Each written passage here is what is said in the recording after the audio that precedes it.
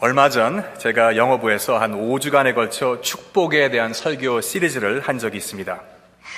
성경은 축복의 정의를 이렇게 내립니다. 그리스도인에게 있어 축복이란 그저 받기 위한 은혜가 아닌 나누기 위한 은혜라는 것입니다. 여러분들께서도 아시다시피 이 세상에서 진정으로 내 것이다 할 수 있는 것은 아무것도 없습니다.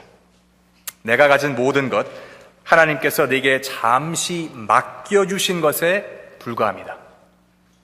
주님께서 내게 맡기신 분량을 내가 지혜롭게 간수하고 주님의 영광을 위해 관대하게 바치고 나눌 때, 누가복음 12장 21절 말씀처럼 하나님께 대하여 부요한 자가 될 때 주님은 그런 나를 믿고 신뢰하사 더욱 많은 것을 맡기시게 됩니다. 그것이 바로 축복인 것입니다. 그러므로 내가 물질적인 축복을 받을 때 나는 그것을 하나님의 영광을 위해 바치고 나누어야 합니다. 내가 병고침을 받거나 문제 해결받는 은혜를 체험하게 될 때 나는 그런 나의 간증을 다른 이들과 나누어야 합니다. 만약 교회가 물질적으로 풍요해지고 은사와 은혜가 충만해지면 어떻게 해야 될 것 같습니까? 선교해야 합니다.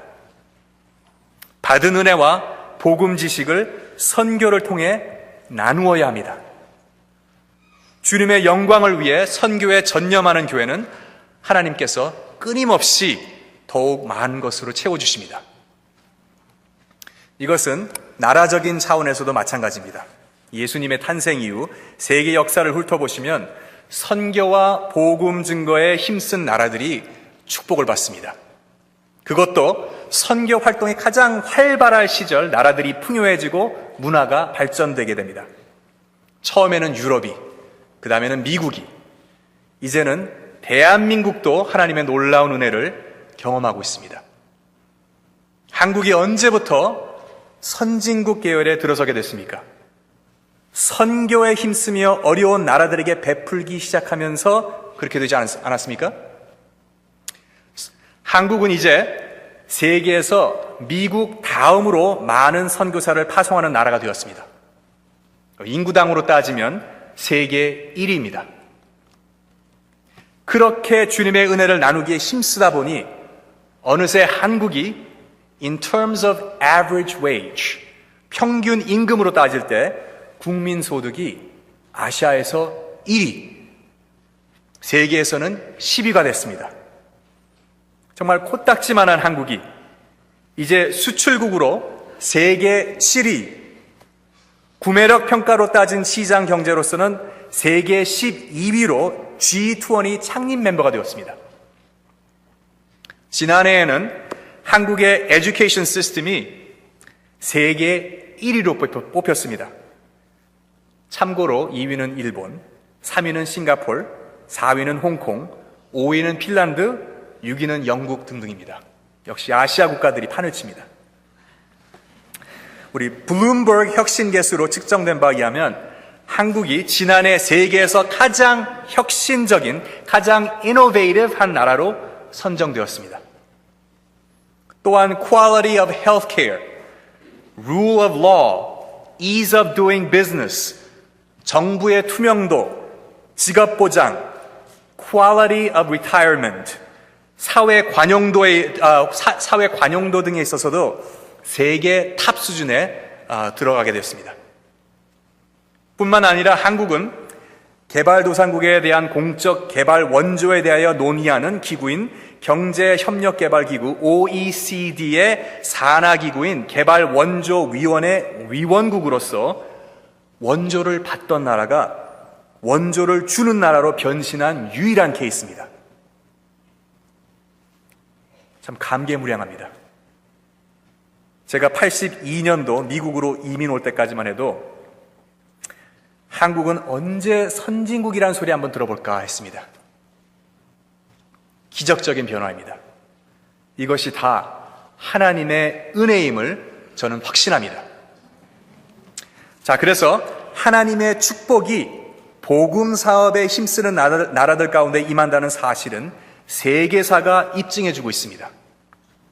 그런데 예외가 있습니다. 그 예외는 다름 아닌 일본. 일본처럼 세속적이고 다신교적인 국가가 어떻게 그런 경제 대국이 될 수 있었냐는 거죠. 지금은 돌아가신 크리스천 저자이자 금융 상담인 레리 버켓 씨가 쓰신 Business by the Book에 의하면 일본은 비즈니스 디벨롭먼트 연구에서 참으로 독특하고 인트레스팅한 케이스라고 말하고 있습니다. 제2차 세계대전이 막을 내린 후 미국의 트루먼 대통령이 메가더 장군을 일본의 임시 군부정치 통치자로 임명합니다. 절실한 그리스도인이었던 메가더 장군은 권위를 존중할 줄 아는 일본인의 민족성과 더불어 그들의 국가주의적 전통에 힘입어 기본적인 기독교 교리를 일본의 경제를 다스리는 비즈니스 윤리의 일환으로 확립시킬 수 있었습니다. 나중에는 그것을 통해 얻어진 고효율적 노사협력 시스템과 일본인들의 그 나라에 대한 거의 맹목적인 충성심이 발동기가 되어 오늘날의 경제 대국을 이룰 수 있었다는 것입니다. 허나 애석하게도 메가더 장군은 성경적인 원리로 일본 경제를 일으키는 데는 성공했지만 그 원리의 근원을 나누지는 못했습니다. 그 원리의 근원 되시는 예수 그리스도를 전하는 데는 실패했습니다. 그래서 과연 일본의 무제한의 자본주의가 복음의 뒷받침 없이 장기적인 번영의 유지가 가능할지는 아직도 두고 볼 일입니다. 어쨌건 우리가 여기서 알 수 있는 사실은 예수님을 안 믿어도 그리스도적인 원칙을 흉내만 내도 은혜의 혜택이 있다는 것입니다. 하나님께서 우주 만물을 그런 원리로 창조하셨습니다. 그래서 부지런히 일하면 믿는 자든 안 믿는 자든 잘 살 수 있습니다. 열심히 공부하면 누구나 성적을 올릴 수 있습니다. 이것이 우리 개혁 신학에서 소위 일컫는 일반 은혜, common grace인 것입니다.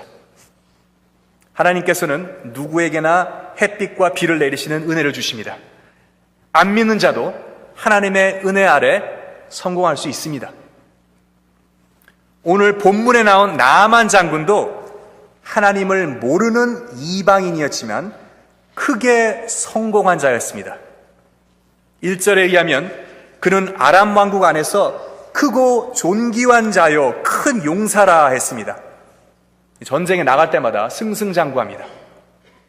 그런데 오늘 말씀을 자세히 보시면 나아만은 비록 하나님을 몰랐어도 그의 삶은 이미 하나님의 원칙을 반영하고 있음을 알 수 있습니다. 본문 말씀 한번 보시겠습니다.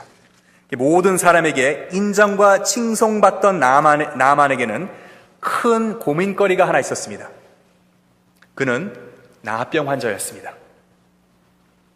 사실 여기 나병이라고 기록된 단어는 소위 말하는 한센병이 아니라 전염성이 없는 어떤 불치의 피부병일 가능성이 높습니다. 그 당시 라이팅은 여러 피부병을 통상적으로 나병이라 표현하곤 했습니다. 어쨌건 대아람 왕국 왕이 개인적으로 관심을 갖고 걱정해 줄 정도니 아주 심각한 피부병이었음은 틀림이 없습니다. 나아만 장군 부인의 시중을 들던 여종 중 어린 이스라엘 소녀가 하나 있었습니다. 그 어린 여종은 아람인들이 이스라엘을 공습할 때 납치해온 소녀였습니다. 근데 그 이스라엘 여종이 애타는 마음으로 자기 여주인에게 말하기를 참 우리 주인 나아만 장군님이 사마리아에 있는 선지자를 찾아가시면 병을 고침 받으실 수 있을 텐데 합니다. 그 선지자는 다름 아닌 엘리사를 의미합니다. 그러자 나아만 장군이 그 어린 여종의 말을 듣고 아람 왕의 친필 편지까지 들고 결국 선지자 엘리사 집 문 앞까지 도착하게 됩니다.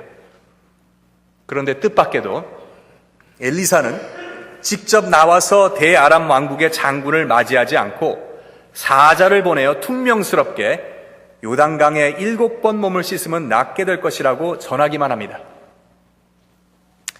나아만 장군은 엄청 기분이 상합니다. 그는 이미 머릿속으로 자신이 어떤 식으로 병고침을 받게 될지 상상하고 왔었습니다. 11절에 의하면 나만이 심히 노하여 물러가며 이르되 내 생각에는 그가 내게로 친히 나와 서서 그의 하나님 여호와 이름을 크게 부르짖고 그의 손을 그 부위 위에 요란하게 흔들어 나병을 고칠까 하였도다. 영어로는 I thought that he would surely come out to me and stand and call on the name of the Lord his God, wave his hand over the spot and cure me of his leprosy. leprosy. 히브리어 원어 성경을 보시면 영어 번역과 문장 속의 단어 순서가 조금 틀립니다. 원어를 그대로 직역하면 I thought that he would surely come out to me가 아니라 I thought unto me he should surely come out. 그래서 unto me가 먼저 나옵니다. 그게 그 뉘앙스는 나의 자존심을 건드려 무척 감정 상했음을 강조해주고 있는 것입니다. 그래서 화가 머리끝까지 난 나아만은 다시 돌아가려 했습니다. 그때 그의 종들이 그에게 지혜롭게 권하기를 만약 엘리사가 당신에게 더 어렵고 힘든 일을 요구했었더라도 병이 나을 수만 있다면 했을 것 아니냐라고 말합니다.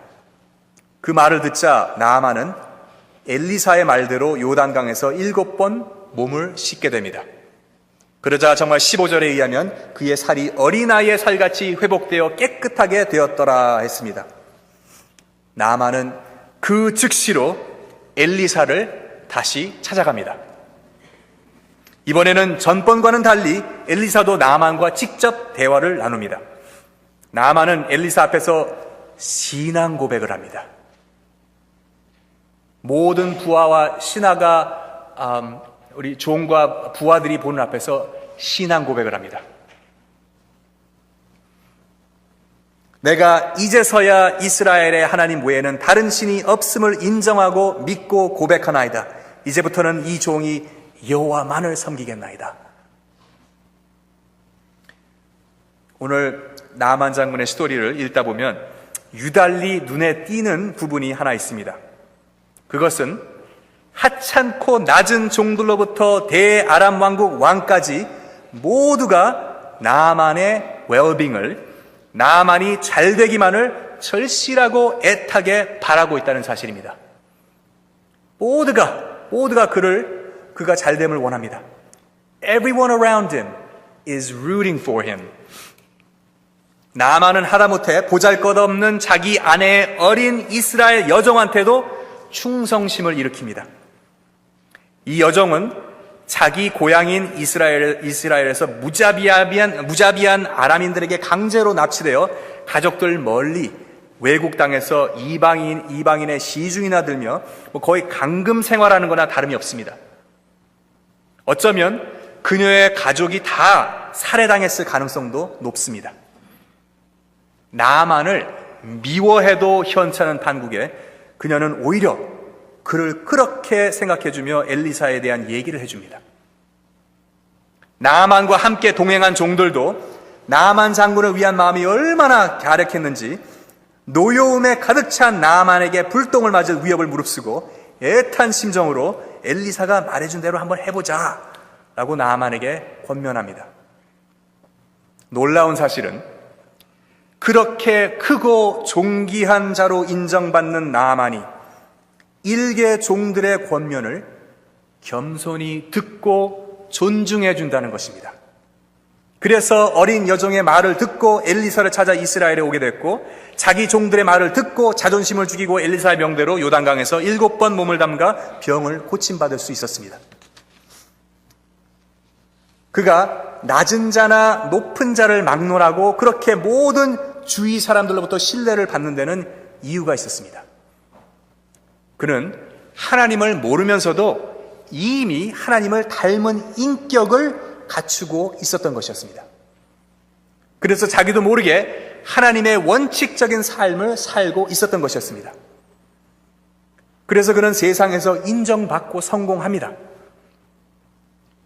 허나 그런 그의 인격도 그의 명예와 지위도 그의 부귀도, 그의 accomplishment과 success도 그의 병만은 고칠 수 없었습니다.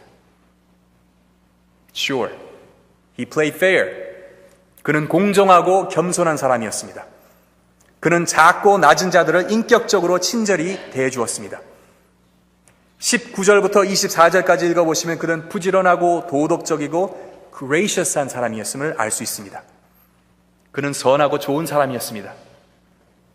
이 세상에서 착하게 열심히 사는 사람은 이 세상에서 그에 대한 보상을 받습니다. 열심히 노력하는 자는 성공하게 되어 있습니다. 남에게 친절히 베푸는 자는 사회에서 칭송받게 되어 있습니다. 허나 이 세상에는 내 인격으로도, 내 능력으로, 내 물질로, 내 용기로, 내 노력으로도 얻을 수 없는 것이 있습니다.